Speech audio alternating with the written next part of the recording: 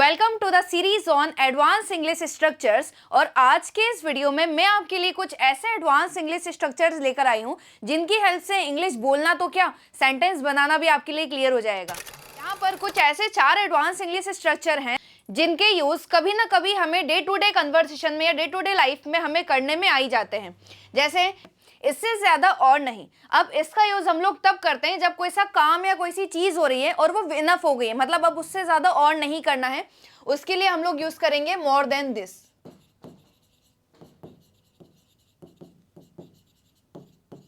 Next है कभी नहीं किया, मतलब ऐसा कोई सा काम जो आपने कभी नहीं किया होगा उसके लिए यूज होगा एक structure has have plus never plus verb की थर्ड फॉर्म। कभी नहीं किया मतलब ऐसा कोई सा काम जो आपने कभी नहीं किया, या मान लीजिए मैं वहां कभी नहीं गया, वो मुझसे मिलने कभी नहीं आया, मैंने कभी पिज्जा नहीं खाया। ऐसे सेंटेंसेस अगर आप बोलते हैं वहां पर आप लोग इस स्ट्रक्चर का यूज करेंगे हैज हैव प्लस नेवर और इसमें आ जाएगी वर्ब की थर्ड फॉर्म। नेक्स्ट है कर दिया जाएगा। कर दिया जाएगा ऐसा कोई सा काम जो इन फ्यूचर कर दिया जाएगा, विल बी प्लस वर्ब की third form. Will be plus verb की थर्ड फॉर्म मतलब ऐसा कोई सा काम जो इन फ्यूचर कर दिया जाएगा या हो जाएगा। नेक्स्ट है बेकार में। बेकार में मतलब ऐसा कोई सा काम जो विदाउट एनी रिजल्ट, बिना किसी रिजल्ट के हो रहा है, जिसमें आगे कोई रिजल्ट आपको नहीं मिलने वाला है, या आप कोई सा काम ऐसे ही बेकार में कर रहे हैं, उसके लिए यूज होगा for no reason. For no reason मतलब बेकार में। अब इनको हम लोग डिटेल में आगे सेंटेंसेस के साथ में समझते हैं तो आपको और भी ज्यादा क्लियर होगा। जैसे मोर देन दिस का देखिए, मोर देन दिस मतलब इससे ज्यादा और नहीं। जैसे मैं इससे ज्यादा पैसे और खर्च नहीं कर सकता।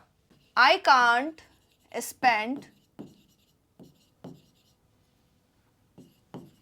Money more than this. वह इससे ज्यादा इंतजार नहीं कर सकता। He can't wait more than this मतलब वो इससे ज्यादा इंतजार नहीं कर सकता। नेक्स्ट है मैं इससे ज्यादा मेहनत नहीं कर सकता। मैं इससे ज्यादा मेहनत नहीं कर सकता। I can't do more hard work than this मतलब मैं इससे ज्यादा मेहनत अब और नहीं कर सकता। मैं इससे ज्यादा समय नहीं दे सकता। मैं इससे ज्यादा समय नहीं दे सकता। I can't spend more time than this।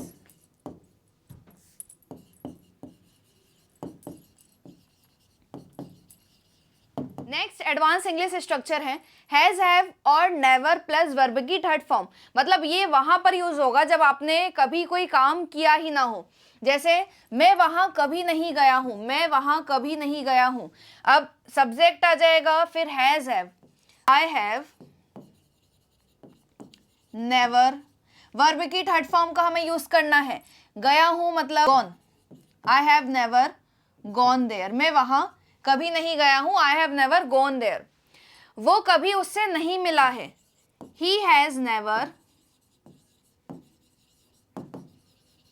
Meet her. मैंने उससे यह कभी नहीं बोला है। I have never said that to him. मैंने उससे यह कभी नहीं बोला है। I have never said that to him. मैंने कभी वह मूवी नहीं देखी है। I have never watched this movie मतलब मैंने यह मूवी कभी नहीं देखी है। हैज हैव नेवर और वर्ब की थर्ड फॉर्म का यूज होगा जब भी आपने कोई काम कभी नहीं किया है अपनी लाइफ में। जैसे मैंने यह मूवी कभी नहीं देखी है। मैंने कभी पिज्जा नहीं खाया है। मैंने कभी उसके वीडियोस नहीं देखे हैं। मैंने कभी उससे बात नहीं की है। मैंने कभी ये मूवी नहीं देखी है। ऐसे सेंटेंसेस जो आपने अपनी लाइफ में कभी नहीं किए हैं वहां पर हैज हैव नेवर और वर्ब की थर्ड फॉर्म का यूज हो जाएगा। विल बी और वर्ब की थर्ड फॉर्म, अब ये तो बहुत ज्यादा इंपॉर्टेंट है। विल बी वर्ब की थर्ड फॉर्म मतलब जो काम हो जाएगा या कर दिया जाएगा। यह काम कल तक पूरा कर दिया जाएगा। यह काम this work will be done. This work will be done या completed by tomorrow। मतलब यह काम कल तक पूरा कर दिया जाएगा, जो भी काम कर दिया जाएगा या हो जाएगा, वहां पर विल बी का यूज करना है प्लस वर्ब की थर्ड फॉर्म का यूज करना है। नेक्स्ट है रिपोर्ट अगले हफ्ते सबमिट कर दी जाएगी, रिपोर्ट अगले हफ्ते तक सबमिट कर दी जाएगी। The report will be submitted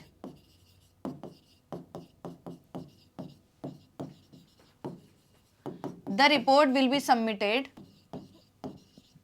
by next week, मतलब रिपोर्ट जो है वो अगले हफ्ते तक सबमिट कर दी जाएगी। The report will be submitted by next week. यह प्रोजेक्ट इस महीने के अंत तक खत्म हो जाएगा। This project will be finished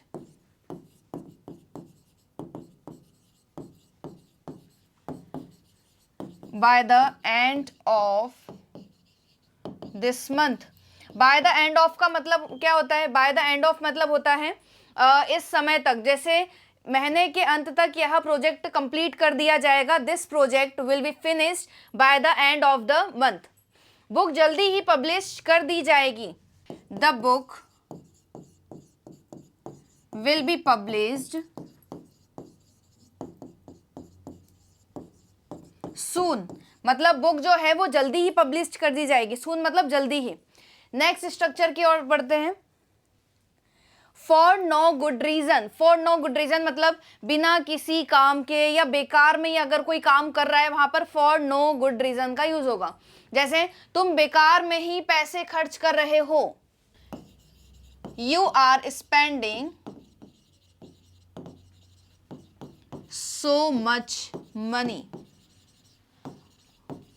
for no reason, मतलब तुम बेकार में ही पैसे खर्च कर रहे हो, इसका कोई मतलब नहीं है पैसे खर्च करने का। You are spending so much money for no reason.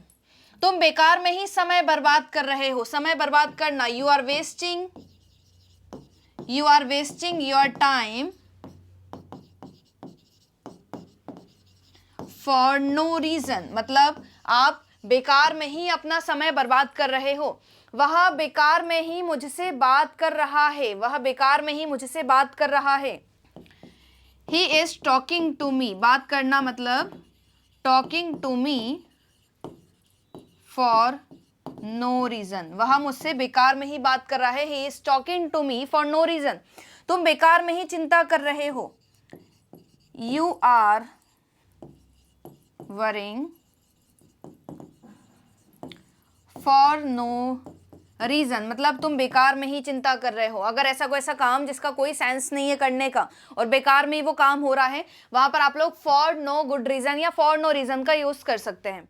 आज के इस वीडियो को हम लोग यहीं खत्म करते हैं। अगर ऐसे ही और एडवांस इंग्लिश स्ट्रक्चर की सीरीज में आपको जुड़ना है तो सबसे पहले इस चैनल को सब्सक्राइब करें और वीडियो को लाइक जरूर करें और कमेंट करके बताइए आपको वीडियो कैसा लगा। Thank you for watching.